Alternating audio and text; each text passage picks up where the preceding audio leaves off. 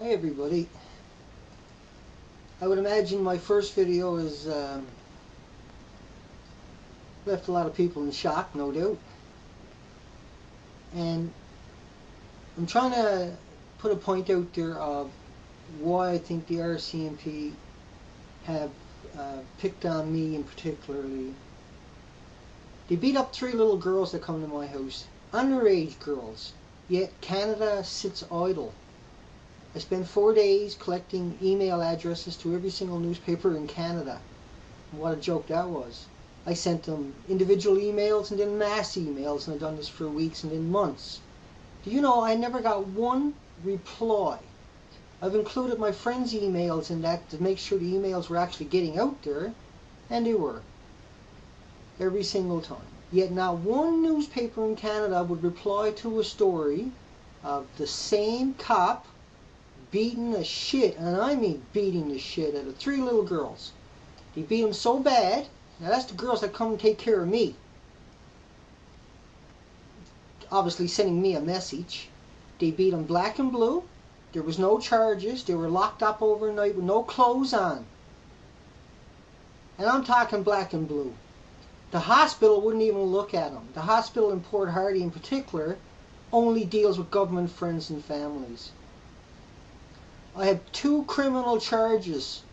I have 2 outstanding warrants on top of those charges now, because I didn't show up in court apparently. I was so sick I guess I missed court.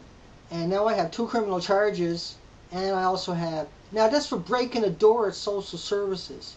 On the coldest, windiest, wettest day of the year, I was forced to go down in my electric wheelchair, which is not waterproof, and the door got broken with the front of my wheelchair. They got a restraining order against me. Now I have criminal charges and convictions against me. Now I have outstanding warrants. Outstanding warrants. I can possibly go to jail. Are you kidding me? I can barely do anything. I have no access to a doctor. No access. That means the whole community has turned their back on me. In the government only. The non-government people love me here. The government has turned their back. The in-court orders filed against me. Now, you're not going to believe this one. I have been declared a threat to all RCMP. I have been declared a threat by all local government agencies. I have been declared a threat by the local hospital. Are you kidding me? All I done was wanted a hospital bed. And I waited 7 years for it. Meanwhile, every government friend and family member got everything that they ever wanted, but the non-government gets nothing. It's like that in every single town, right across Canada, bar none. It's about the Lions Den and the Freemasons control every single town. All RCMP have to be Freemasons. And you're going to tell me this is a country, and we're going to let this old school, this very old school system that's been around for 100 years mock Canada. Canada, you're a joke. You sit back and you eat your popcorn and you watch your Canadian government censored TV channels. If not one newspaper in Canada is going to run the story of 3 underage teenage girls who were brutalized, thrown in a jail cell naked, some of them can't even remember what happened to them, and every part of their body was covered in bruises and scratches. How the hell can you justify that? And you're going to tell me that the cops never even got yelled at. They should have been thrown in jail. And instead, they're out there destroying every non-government kid in another town. And this goes on and on and on. The hospitals back up the cops. Anybody goes to the hospital with police abuse complaints, they don't get to see a doctor. You're going to tell me that's a coincidence? They have barbecues together. The nurses and the cops are the best of friends. The teachers, the schools are the same way.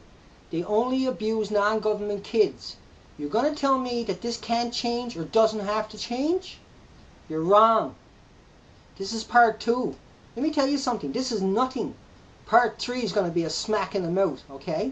Make no mistake about it. If my site gets taken down, and I've been threatened now to have my sites taken down if I don't take my video down, my last video, number 1. If my site is taken down, I will flood YouTube. Canada media will not run one story. All they do is cover up. They take the police spokesman story, throw it out there. The victim stories never get heard. The time is now. We are going to have to change. What they're doing to me is only a reflection of what they got away with for generations. To be a cop, you have to come from a government or a police family, a political family. In order to work for CSIS in Canada, you have to come from a prestigious family. How come? Because that's the old family tree, okay? They all got to hide each other's family's crimes. So keep it in the family. Okay, part 3 is coming in about 24 hours.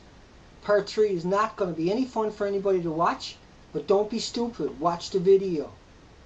I got no reason to lie. I got nothing to gain, okay? All I got to do is tell you the truth and let you make up your own minds. Prove me I'm wrong. I can prove I'm right.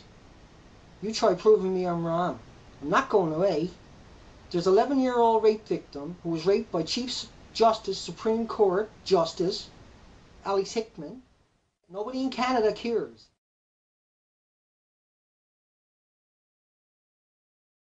He's there for his sister who was raped and impregnated by a judge. We can't get his DNA. You're going to tell me that's a system? He cannot get one newspaper to talk to him.